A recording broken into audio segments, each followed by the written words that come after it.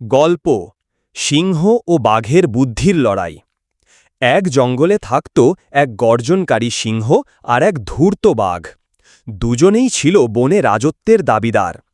তাদের মাঝে হঠাৎ শুরু হয় খাবার নিয়ে ঝগড়া। একদিন একটি হরিণ ধরা পড়ে। সিংহ বলে, এই শিকার আমি করেছি, এটা আমার। বাঘ বলে, না, আমি আগে নজর দিয়েছি, আমার প্রাপ্য।